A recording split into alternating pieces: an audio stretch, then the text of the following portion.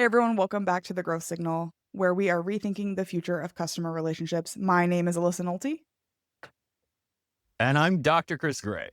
and we are going to have a great conversation. So, Dr. Chris, tell us, what is your hot take? All right. So my hot take is everything we buy, every single thing we purchase, no matter how mundane, is based on an emotional need. And emotions are ultimately what drive our purchase decisions. I am so excited about this conversation. My college degree, I wanted to become a psychologist. I Oh, wanted to go into psychology, and then I had parents who worked in corporate America, and they said, "Alyssa, you don't really want to be a shrink. You don't seem the type of person who can be a therapist." And like, spoiler alert, I was not. So they had me get a marketing degree on top of my psychology degree, and so I spent 4 years studying consumer behavior hey, and being hey. fascinated by the concept of how people buy and the idea that nothing is logical and everything is emotional. So I can't wait to hear your perspective on this. Yes, absolutely. And that's great. I mean, you're going to love my career path then. And the thing is, I actually went all the way through grad school and got my doctorate before I realized I didn't want to be a therapist. So Oh my god, you, it's so you funny. want to earn me on that one. In hindsight, like I would have been a terrible I don't have the patience for people. Like I want to shake people and say just figure it out and that's doesn't work in Yeah. psychology. That was at the end of the day, that was the kind of the factor for me is it's the kind of work that you have to love Yeah. because it is so taxing. It is so draining. It really does take everything you have. To make sure that you are not only helping your clients as much as possible, but not harming anyone and not, Yeah. bringing your own stuff in and all those things. And yeah, just before I finished my dissertation, I sort of realized like, oh boy, I don't love being a therapist. So I had to find another career path. And that's how I did finish my doctorate, but then started doing some consulting in the business world. And that's how I got my feet wet. So let's dig right into it. Like Yeah. I agree that I kind of believe that nothing is logical. Nobody makes logical decisions. Mhm. We make an emotional decision and then we rationalize with logic Yeah. after because nobody wants to be told that they've made a decision based on their personal emotions. Everyone wants to be like, I'm strategic, I'm thoughtful, I made a decision based in fact. So Yeah. why does that happen? Number one. And number two, as people who are trying to build relationships with customers, how can we use this knowledge to sell more deals, win more customers, and ultimately build better relationships with those customers? Yeah, and and there's a lot to like sort of get to within that. But I think that, first of all, we've created this false dichotomy between emotion and reason, as if they are completely separate entities that are mutually exclusive. And the truth is that nothing is purely emotional, nothing is purely rational. It is far more complex than that. Emotion and reason play into our decision making. The thing is that emotion is much faster. Our emotional responses, the way we respond to the world, emotions happen much, much more quickly than rational thinking does. And so just by virtue of, the rabbit and the hare, um, emotion gets its licks in first when we're making decisions. And so, um, you know, we like to think of ourselves as rational simply because uh, emotion, and when it comes to decision making, has kind of become vilified in our society. And, we literally could not make decisions without emotion. It's And we impossible. shouldn't, because if you think Right. about, like, back to our caveman days, if you had to sit there and a lion is coming at you and you said, "Well, let me think about this logically. Does this lion wanna eat me or does it wanna eat the antelope behind me?" You don't really have time to go through that thought process. You have an emotion of fear, you better run, right? So, like, Absolutely. we're wired to be emotional. We are very much wired to be emotional. It's interesting. There's some great work that's been done in the last, I'd say 5 to 10 years that has really changed the way that the scientific community thinks about emotion altogether. And um, I'm going to allude to it now, but I will get back to it towards the end of the conversation. But, even the idea that we have emotional reactions has been kind of put into question because the new thinking is that our brains actually anticipate what will happen, and we respond emotionally to that prior to the event even occurring. And so, um, emotion is just so rapid. It is so important to the decision making process. There was actually, this is decades ago, but a study that was done with people that had damage to the areas of the brain that are most responsible for emotional reactions. And what they found was that when that was not functioning, they had trouble even deciding what to have for lunch, what writing utensil to use, the most mundane things that you would think emotion has nothing to do with. They're unable to make those decisions. And so, emotion really is critical to how we think. And I think when we can take a breath and sort of keep ourselves from villainizing emotion in decision making, we can see how valuable it is. Now, the problem with emotion is that because it is so fast, it can make a lot of errors. And so we always have to be, careful about those errors and, be on top of that as well. That's not a problem per se with emotion being in our decision making. It is us not analyzing that emotional aspect of our decision. Pardon me.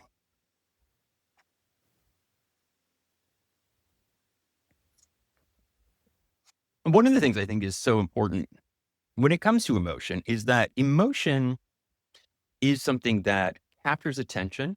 When we see or feel something emotionally, it tends to attract our attention.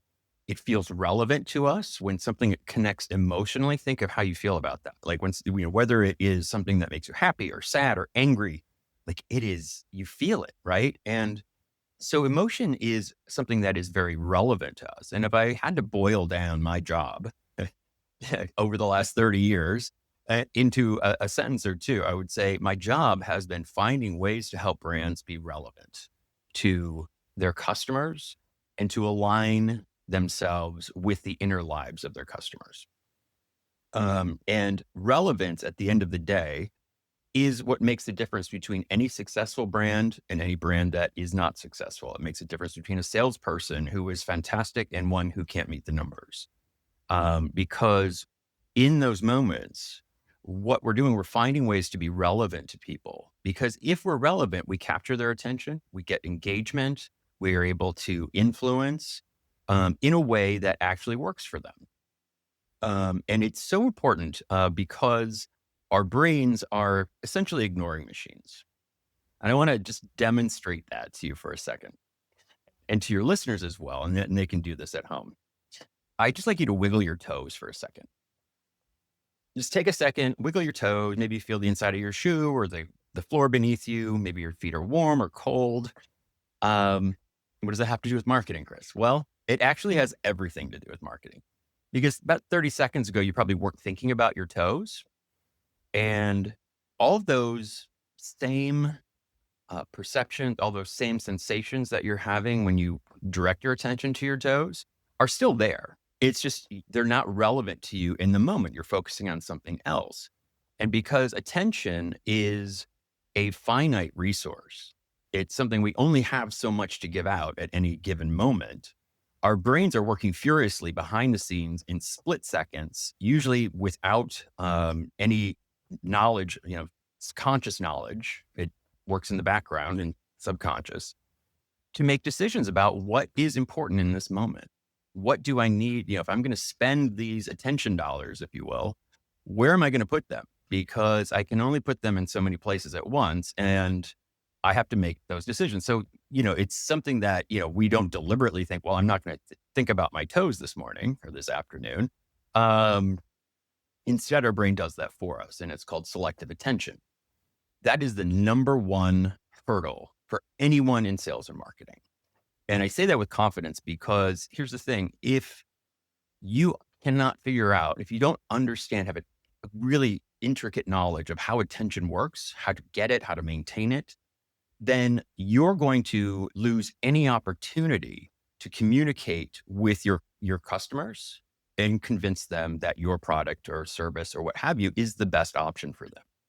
Because that your ad, your message, your packaging, whatever it is, if it's not relevant and it's not getting attention, then you may as well not even exist in the mind of the consumer.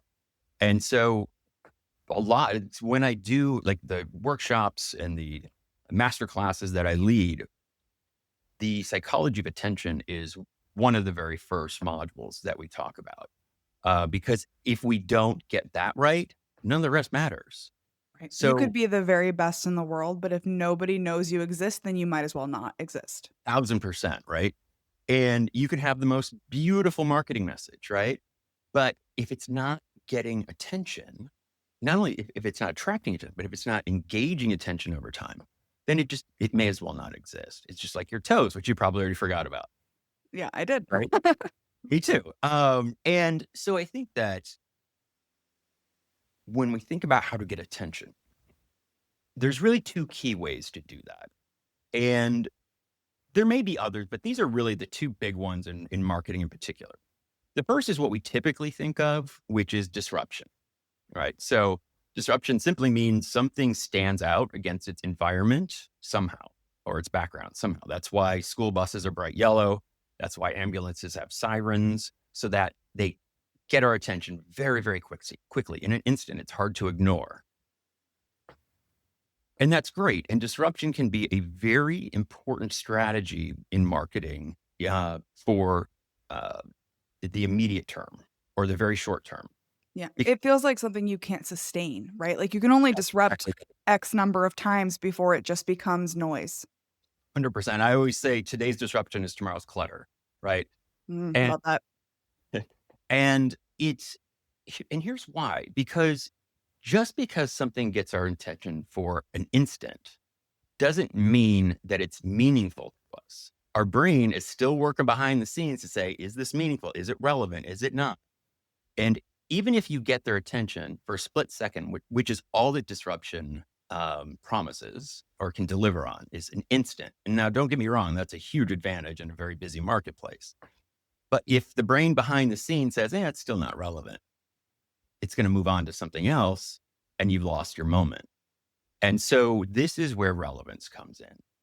And the cool thing about relevance, this is the other one. So there's disruption and there's relevance.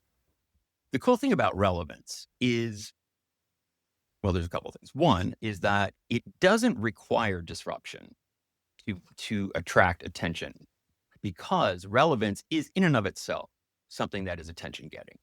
Something's meaningful to us, we tend to pay attention to it. We tend to we're drawn toward.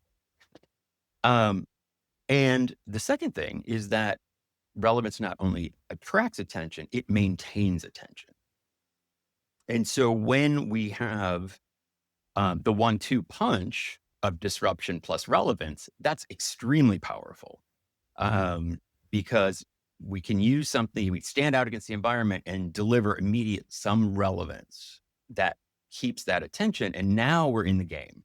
Now we've got the opportunity to, you know, tell them about our product or service, convince them that it's a better option, motivate them to buy. We have all those opportunities that do not exist if we don't have their attention in the first place. And so that is the number one thing I want anyone in sales and marketing to think about is how do I not only get attention, how can I maintain it with the people that I want to influence? One And go ahead. I would say one thing I wanna pick your brain on, and I work with companies of all sizes, so from the startup all the way to the enterprise, and one common thread that I see, no matter what size company you are or the amount of resources or marketing gurus who sit on your team, is this that they forget that they don't get to define what is relevant. Yes, 100%.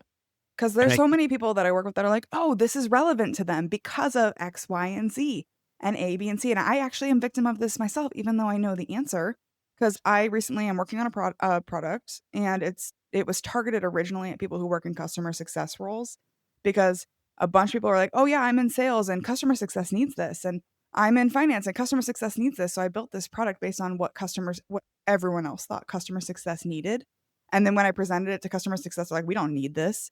And even though I thought it was relevant to them and everyone around them thought it was relevant to them in the moment, they didn't see it. So therefore it was like absolutely nothing to them. Yeah. Oh gosh, I have so much to say, and it's such a great observation. It is, I think, one of the biggest mistakes that we make. And it, and here's the thing, we're all prone to it. There's no shame in it. Like Yeah. we're all prone to what I like to call main character syndrome, right? So we tend to think that the world sees things the way that we do.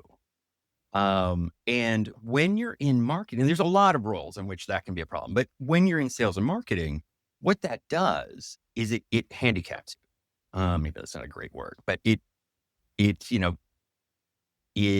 limits your ability to be effective. And the reason for that is there's a great example. I don't know who came up with this, but they said basically, you ask someone, what's your favorite food? Oh, my favorite food's pizza. Okay, great. Have you ever been fishing? Yes. Okay. What did you use to catch a fish? Well, a worm. Well, why not pizza? Well, worms don't like pizza, but you do, right? So the whole thing of like, just because you love pizza doesn't mean the fish do, right? And that it's a very similar kind of analogy with the customer. And I think that it's always something to keep in mind that even if we're close to our target customer, we are not our target customer. And that means that they're going to come at this differently than we do. And so something that you learn when you're becoming a therapist that I use all the time, I use it myself whenever I'm doing qualitative research or engaging with someone, and I teach it to my clients, is called bracketing. And bracketing essentially it sounds very simple, but it's incredibly effective, is you, first of all, have to be aware of your presuppositions, your biases, what you anticipate in this engagement with someone else. And you imagine putting brackets around them in your head, and then you imagine setting them aside so that it's a reminder to come at this with fresh eyes. And when you can practice that and do it, what it allows you to do is then be more able to step into their shoes, to see the problem or the issue or the challenge or the opportunity through their eyes versus your own, and try to keep your own perspective out of the way until you need it again. And then you can put it back on. Um, but I do think that, whenever we're making decisions like that, it is so important to literally or figuratively try to step into the shoes of your target, because chances are that that's going to be very different. In fact, one thing I do when I work with clients in workshops is I'll ask them to define the challenge on the table. Tell me about the challenge on the table, and they'll say, from the company's perspective or their perspective, what it is. I'm like, okay, now I want you to bracket that out, and I want you to tell me about this challenge or problem or opportunity from your target customer's perspective. How do they see it? And it's amazing how different that can be. And then that's the gap that we have to bridge, is if you're not seeing it the same as your customer, then you're not going to be as relevant. You're not going to be as meaningful. You're not going to be as engaging, and you're not going to be as influential and motivating to their behavior. There's so many things in here, and it's so funny because we didn't like pre-meet any of this conversation. Well, And yeah. like there's so many things that you're talking about that I am just seeing over and over and over again. So if we're both seeing it, it has to be real, right? That has to be, You know, two for independent sure. people. True. Yeah. Um, my my recommendation to people always, and this is not meant to be self-serving, although it might come across that way though, is it is really hard to step into other people's shoes and to drop your own biases and to truly like disassociate from your own goals Yeah. and objectives. So how do you work with an outside person who can one guide you through that, and two, how do you help them like very quickly understand who you are, what you do, what you're trying to achieve in a way that doesn't pollute their ability to help you see your customer, your real customer, truly, and not the customer you wish you would have. Right. Well, I think that there's a number of ways to do that, but I think that, using examples of how they are not their customer. And so one thing that I did years ago, and it was hugely successful, was I created this program, and it's basically usually it can be half day, full day, depending on how deep we want to get into it. But it's a role playing game essentially, and I would take clients through this. And this was when I was doing a lot of retail and shopper work. Um, and we called it Shopper Passport. And what we did was, um, the clients were broken into teams of three, and each team was given a profile of a target customer, and it would have their psychographics, their demographics. But then it would also have things like this is their living situation, this is their health situation, this is their home life, and it would have all this information about them. And then we would give them a shopping list of about 10 items. And we would actually give them like a gift card. And that's all the money they could spend was their budget. And they knew what that budget was. And we literally took them to the store and made them shop for these items as if they were this person. And then after they had 30 minutes, and then when they came back, they would unpack their groceries and have to justify why they bought the items that they did. And if they didn't buy any items, why was that? If they had to switch out, why was that? And what this did, it was essentially to demonstrate to them how different their customer is than them and how challenging it is to put yourself in their shoes. And um, it was so successful. I've done it dozens and dozens of times as a result. In fact, a very large CPG company once asked us to take a day to lead this at their national sales and marketing convention with 700 people. Wow. And yeah, I think the thing I'm most proud about there is we didn't lose anybody because we were literally putting people on buses and sending them off to the stores and A felt logistics them nightmare. around. Oh yeah, it was crazy. It was wild, but it was incredible. But the thing that is amazing with that um, is how eye-opening it is. And I can't tell you the number of times I would walk into, a conference room where we were going to do this and, people like with their arms crossed and and by the end, they're just talking animate, like they're so animated and excited about what they've just experienced. And you're talking about like what opportunities this opens for them because it's really jarring to when you are forced to put yourself into someone else's shoes and work through challenges, right? Yeah. So, for example, like we had one one profile. Her name was Vicky. She was a single mom with two teenage kids, and we deliberately, and we calculated this all out ahead of time. Deliberately did not give her enough in her budget to cover the 10 items. And so then they would have to come back and tell us how they made trade-offs, how they made these decisions, what played into them. And it was pretty amazing. And the fun thing that I always loved to do was um, we would always make sure that two or three items would be um, items from categories that the company played in. So, Mhm. like, so they would be forced to kind of engage with their own categories. And towards the end, I would just ask, raise your hand, anybody who um, bought something in a category that's your brand's category that wasn't your brand, like people like sheepishly putting their hands up. And the point wasn't to shame them. The point was for them to see if there are certain circumstances under which your brand is not going to be chosen and help them to kind of understand that not from their perspective, but from their target customer's perspective. So that then that opens up the opportunity to create solutions that do work for them. And so I think that, it does take a lot of work. I think there are definitely ways to do that where you can help people see that difference. But I think when you experience it firsthand, it's really powerful.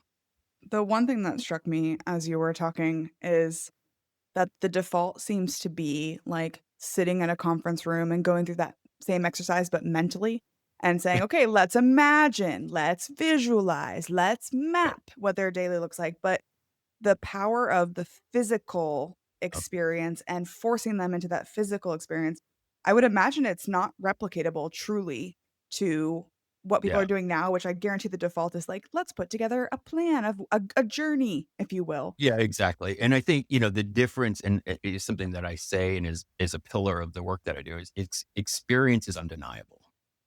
When you experience it, when you experience it firsthand, it is so powerful, it is so jarring. Um, it's very different than talking about, the challenges that your shopper, your customer may have versus being put into that scenario and having to make choices that you're going to have to justify, um, yourself. And I think that, really does. And I applaud anyone who's sitting in a conference room saying, "Hey, we need to think about our customer." I applaud that. Right, that's a But good no, step. yeah, exactly. There's more to the story, and there are additional ways to go about really bringing that home in a way that will affect your judgment, your own, assumptions about them.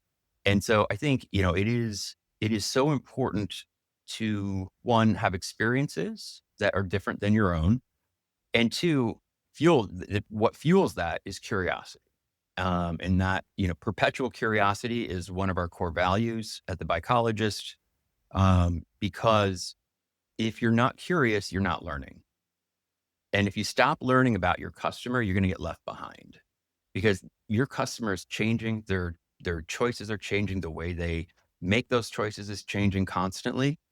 And if you're not curious about them, if you think you already know everything about them, you're going to get yourself in a lot of trouble. Well, that seems like the right mic drop moment to leave it on. So, Dr. Chris, considering all the people that you know or that you aspire to know, who is leading the charge? Who else should we be paying attention to? I'm going to give you a kind of a nerdy answer, but there is a scientist. Her name is Lisa Feldman Barrett. She is a neuropsychologist, and she has absolutely changed the way that I think about emotion. Um, and her work is just revolutionary. So she is in the amongst the top 1% of cited scientists in the world. Wow. Yeah, and has has she has 2 books. So one is called How Emotions Are Made, which is a very, I would say it's a very dense book. There's just it's tremendous, but it's a kind of a lot to get through. Then she has a second book called 7.5 Lessons About the Brain. It is literally like maybe 100 pages long, and I have that book so dog-eared and so marked up. Like, it is like, it's amazing how in like 100 pages, she just revolutionized the way that I think. But she has what is called the constructed theory of emotion. We're used to, um, theories of emotion that were developed 100 years plus ago that, we our emotions are things that are universal, that, we have like from 4 to 6 core emotions that everyone experiences, that we react to things emotionally, that you can tell, um, what emotion someone is feeling by looking at their face. She challenges all of that and turns it on its head, and it is fascinating. The theory of constructed emotion is this idea that our brains are prediction machines, and our brains are constantly predicting what will happen next. And one of the things that that does is it allows for a very quick emotional response right out of the gate because we are primed for that response to happen. And when we get it wrong, then the brain has to like edit, right, and learn. But when we get it right, it helps us to respond quickly. It helps us to, back like you were saying, like this is something that is hardwired within us because it had to be. But I really recommend checking out her book. She's also, she does a lot of podcast interviews and things, so you can find her pretty easily. But she is just such a progressive forward thinker. I am just so, every time I see her, I am just so blown away and enamored with her. Well, I can already tell just from your description that I am also going to be obsessed with her Uh, because I love everything that you're talking about, and, I'm just purely fascinated by that.